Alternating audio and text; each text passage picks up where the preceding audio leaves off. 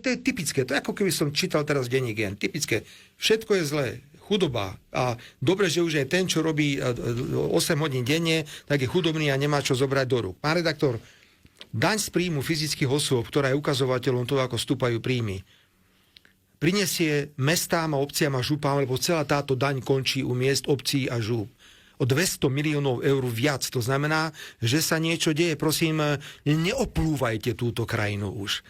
Nie je pravda, že v tejto krajine je všetko zlé. To je čisto opozičná retorika.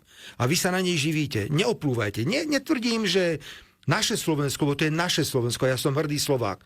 Možno vy nie ste hrdý Slovák. Ja som hrdý Slovák. Má aj chyby.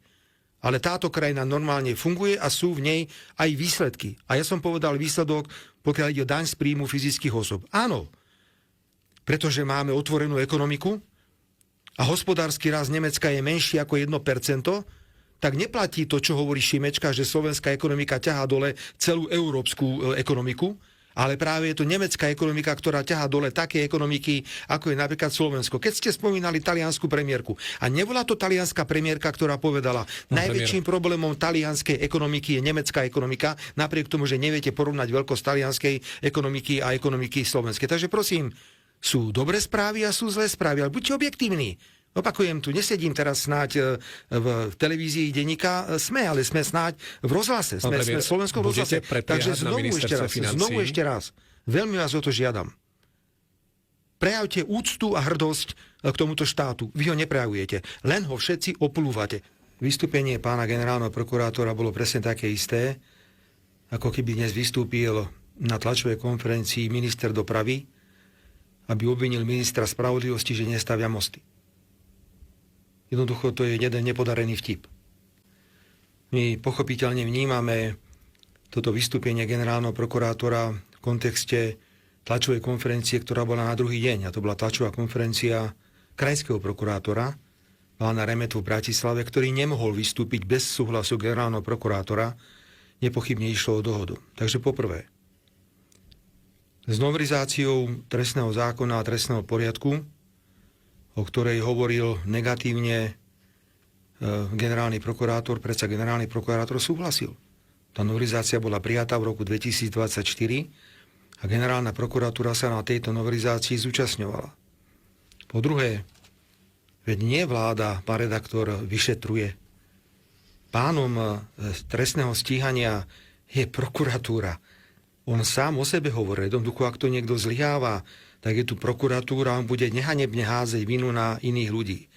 Pozrite sa, nebol nikdy žiadny problém s ničím, blížia sa parlamentné voľby, tak sa rozhodol generálny prokurátor vstúpiť do ringu. Viete, treba tej verejnosti pripomínať, že pán generálny prokurátor Žilinka bol štátny tajomník na ministerstve vnútra u pána Lipšica. Nezabudajme na to. Nezabudajme na to, že pán generálny prokurátor stále drží ochrannú ruku nad pánom Lipšicom, lebo pán Lipšic stále pracuje na generálnej prokuratúre. A nemôže sa stať, a nie je to náhoda, že v jeden deň urobí generálny prokurátor tlačovú konferenciu, kde politicky zaútočí na vládu, vláda, ktorá nemá žiadne vyšetrovacie právomoci, a na druhý deň jeho podriadený krajský prokurátor na ďalšej tlačovej konferencii verejne vyhlási, že vláda Eduarda Hegera je vraj, alebo bola vraj veľmi dobrý hospodár. To len naznačuje, nechajte ma dokončiť. Nenadýchujte sa, pretože vidím, že ich idete chrániť. Takže ja to chcem dokončiť, aby bolo úplne zrejmé, o čom sa bavíme. Ak niekto zodpovedá za stav stíhania, tak je to prokuratúra. Bolo podaných desiatky kvalifikovaných trestných oznámení, ktoré sa jednoducho hádžu pod stôl. Kde sú veci okolo nákupov zdravotníckej techniky v roku 20 až 23?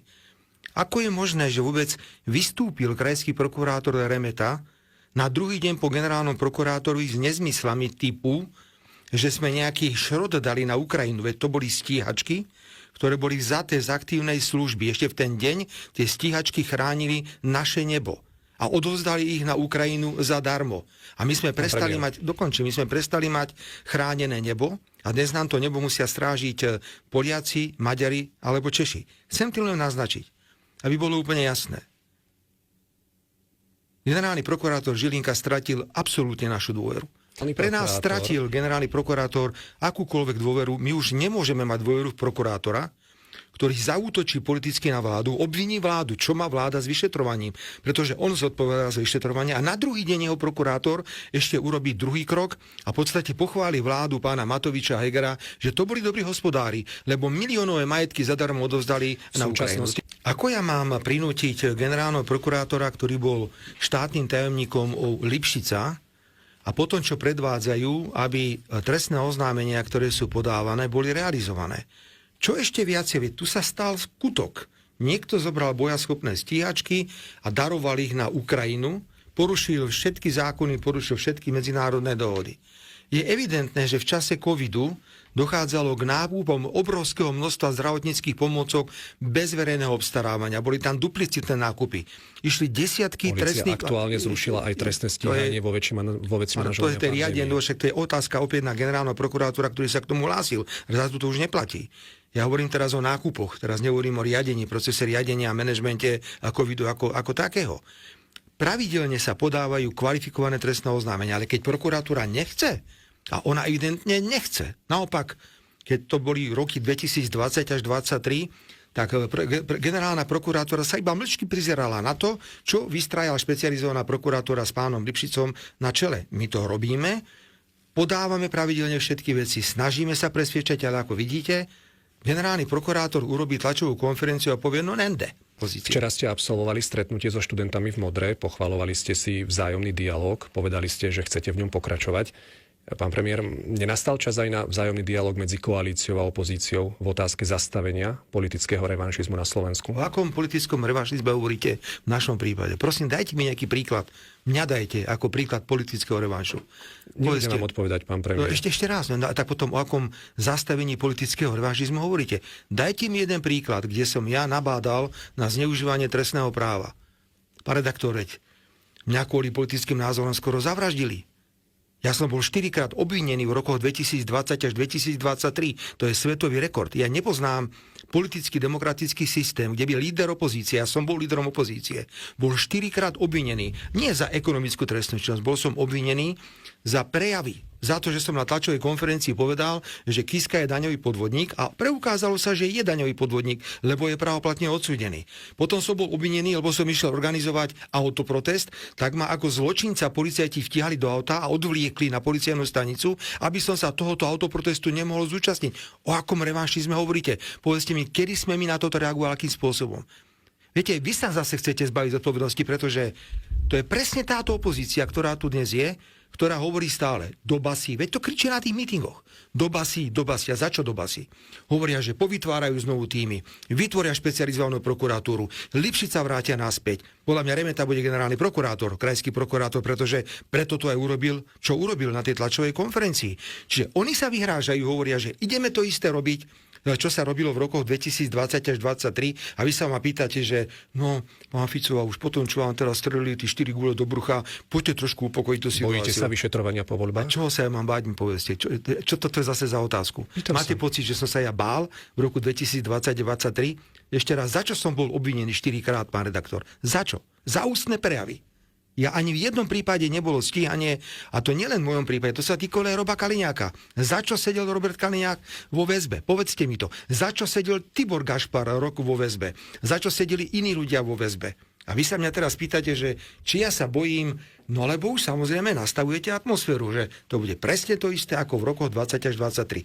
Ja o toho nemám pochyby, že to tak bude. Veď títo gaunery, veď sme ich zažili na vlastnej koži v roku 20 až 23, že nemajú nič iné a budú samozrejme chcieť pokračovať. Počúvať poľský premiér Donald Tusk nariadil vyšetrovanie akýchkoľvek prepojení s prípadom Epstein. Malo by ich vyšetrovať aj Slovensko, pán premiér? A čo máme vyšetrovať?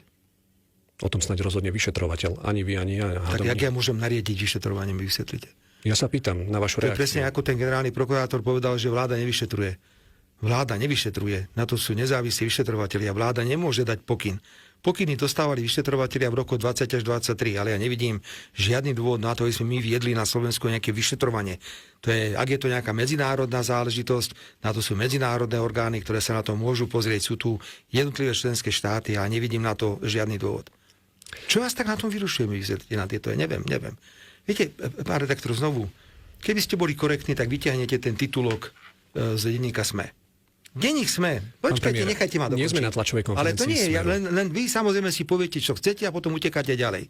V roku 2019 denník SME zverejnil titulok. Titulná stránka vytlačená, kde bolo napísané, že pedofíli nie sú zločinci. A potom bolo ešte napísané, že veľa vynikajúcich učiteľov má pedofilné sklony, len sú zdržanliví. A potom bola tretia poznámka, pedofíli nie sú nebezpeční, nie vždy ubližujú deťom.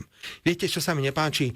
To neuveriteľné pokrytectvo, ktoré tu máme od rána do večera. Takže nie sme nevidím na dôvod. tlačovej Ja konferencii absolútne nevidím úradu dôvod. vlády, A my tu nie ani sme Smeru SD. v médiu, ktoré patrí opozícii, pán redaktor. Lebo od začiatku tejto relácie sa správate ako denník N, SME alebo Aktuality.